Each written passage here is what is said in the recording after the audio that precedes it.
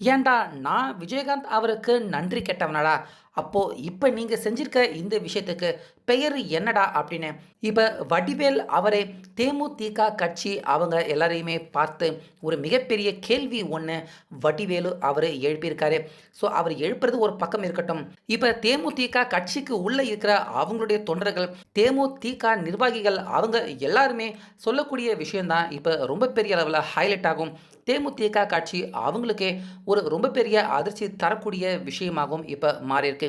So அப்படி first Vadivelu அவர் என்ன சொல்லியிருக்காரு, தேமுதிக அதே போல் இப்போ திமுக இவங்க கூட்டணி வச்சிருக்கிறத பற்றி வடிவேலு என்ன சொல்லியிருக்காரு, அதே போல் தேமுதிக நிர்வாகிகள் இவங்க எல்லாருமே இந்த கூட்டணியை பற்றி சொல்லக்கூடிய விஷயம் தற்போது தேமுதிக அவங்க எல்லார் தலையிலுமே மிகப்பெரிய கள்ள தூக்கி போடக்கூடிய ஒரு விஷயமாக தான் மாறியிருக்கு. ஸோ அது எல்லாத்த பற்றியும் டீட்டெயிலாக இந்த வீடியோவில் பார்த்துடலாம். வீடியோவை ஸ்கிப் பண்ணாமல் பாருங்கள். அதாவது ஜனவரி 9ஆம் தேதி எங்களுடைய கூட்டணியை பற்றி அறிவிக்க போகிறோம் அப்படின்னு பிரேமலதா விஜயகாந்த் ஃபஸ்ட்டு ஆரம்பத்தில் அவங்க சொல்லியிருந்தாங்க.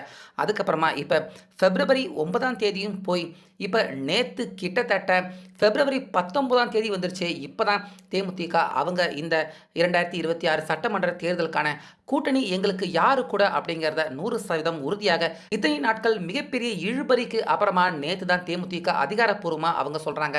அதாவது நாங்கள் வந்து திமுக கட்சி அவங்க கூட கூட்டணியை வச்சுக்க போகிறோம் அப்படின்னு பிரேமலதா விஜயகாந்த் அவங்க சொல்கிறாங்க.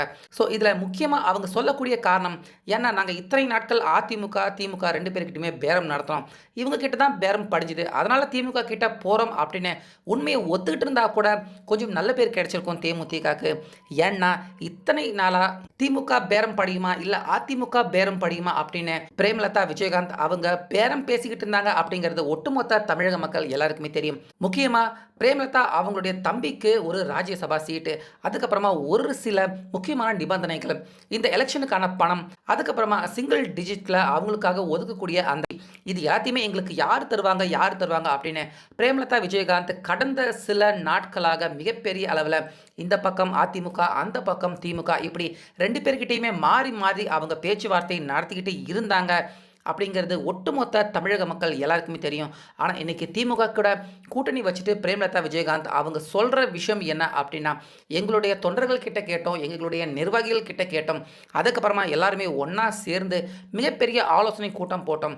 அதில் எல்லாருமே திமுக பக்கம் போகலாம் அப்படின்னு எல்லாருமே ஒரு மனதாக சொன்னதால் நாங்கள் இப்போ திமுக கட்சி கூட இந்த எலெக்ஷனுக்காக பயணிக்க போகிறோம் அப்படின்னு இப்போ பிரேமலதா விஜயகாந்த் பார்த்தீங்கன்னா அவங்க நேற்று சொல்கிறாங்க. ஆனால் மக்கள் யாருக்குமே தெரியாதா? மக்கள் எல்லாருக்குமே 100% நல்லாகவே தெரியும். பிரேமலதா விஜயகாந்த் அவங்க கட்சியை வந்து நான் அடகு வைக்கிறேன், அடகு வைக்கிற எனக்கு யார் அதிக சீட்டு கொடுப்பீங்க அப்படின்னு அதிமுக திமுக ரெண்டு பேருக்கிட்டையுமே பேரம் பேசி தான் கடைசியாக டீல் ஒத்து போயிடுச்சு திமுக அவங்க கூட. அதனால தான் இவங்க கட்சிக்கு பின்னாடி போகிறாங்க அப்படிங்கிறது மக்கள் எல்லாருக்குமே தெரியும்.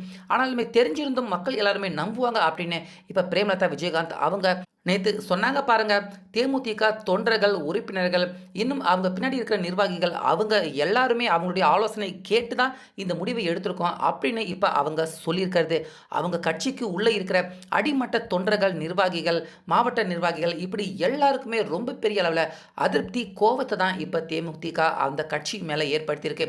ஸோ இதனால் நேற்றுல இருந்து சோஷியல் மீடியாவில் தேமுதிக உறுப்பினர்கள் அவங்க கட்சிக்கு உள்ளே இருக்கிற பல பேர் எல்லாருமே தேமுதிக அவங்க இந்த கூட்டணி திமுக கூட வச்சுக்கிட்டது எங்களுக்கு பிடிக்கல, நாங்கள் இந்த தேர்தலில் தேமுதிகக்காக வேலை செய்ய மாட்டோம் அப்படின்னு தொடர்ந்து நிறைய பேர் சோஷியல் மீடியாவில் தேமுதிக ஆதரவாளர்கள் அவங்க எல்லாருமே கண்ணீர் வடிக்கிறத நம்ம எல்லாருமே நேற்றுல இருந்து இப்போ வரைக்கும் தொடர்ந்து பார்க்க முடியுது. இதுக்கு மிக முக்கியமான காரணமே கேப்டன் அவர்கள் தான். கேப்டன் அவர்கள் இருந்த வரைக்கும் திமுக அப்படின்னாலே ஒரு படி ஒரு 8 விலகி தான் நிற்பார் கேப்டன் அவர்கள்.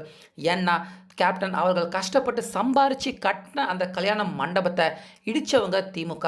அது மட்டும் கிடையாது, 2021 எலெக்ஷன் அப்போ வடிவேலு அவரை வச்சு கேப்டன் அவரை எந்த அளவுக்கு தரக்குறைவாக ரொம்ப மோசமாக கேவலமாக திட்ட முடியுமோ அந்த அளவுக்கு மோசமாக வடிவேலு அவரை வச்சு கேப்டன் விஜயகாந்த் அவரை திட்ட வச்சாங்க.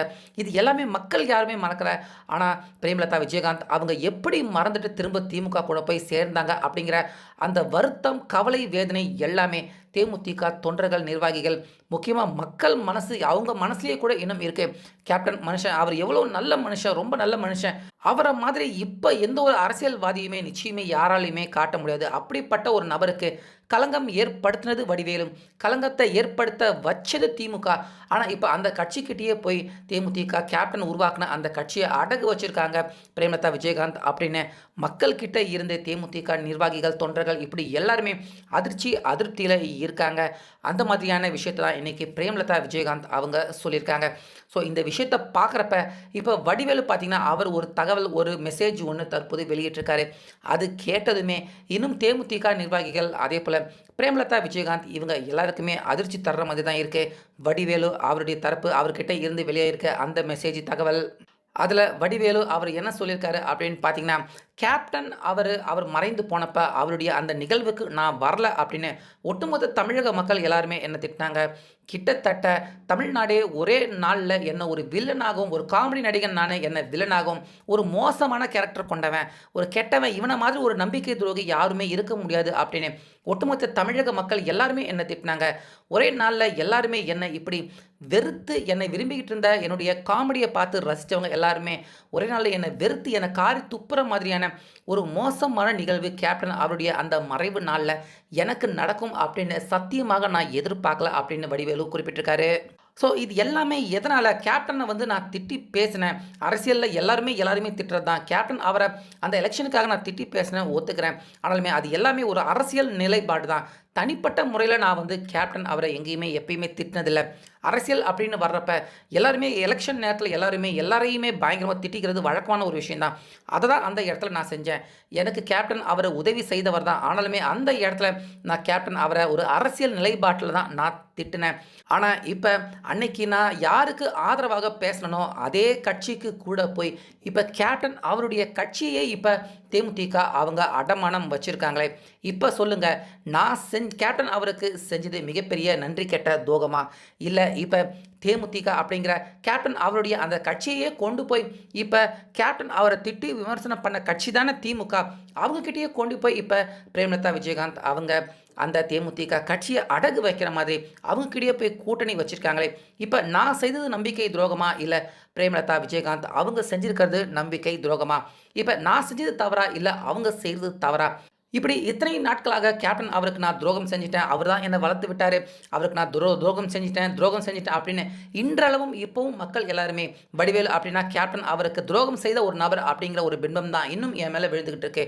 ஆனால் இப்போ இங்கே தேமுதிக கேப்டன் அவருடைய மனைவி அவங்களே திமுக கிட்ட கொண்டு போய் அவங்களுடைய கட்சியை இப்படி அடகு வச்சுருக்காங்க அப்படின்னா அப்போ அன்னைக்கு என்ன திட்டி பேசினவங்க எல்லாருமே எங்கே?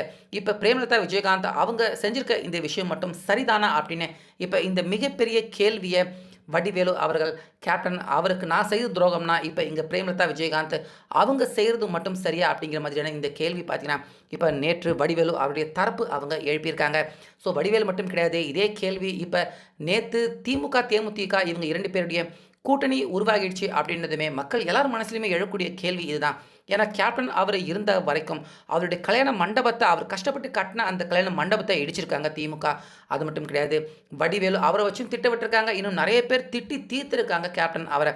இப்போ அவங்கக்கிட்டேயே போய் பிரேமலதா விஜயகாந்த் அவங்க சேர்ந்துருக்காங்களே அப்படின்னு மக்கள் எல்லாருக்குமே வேதனை தான்.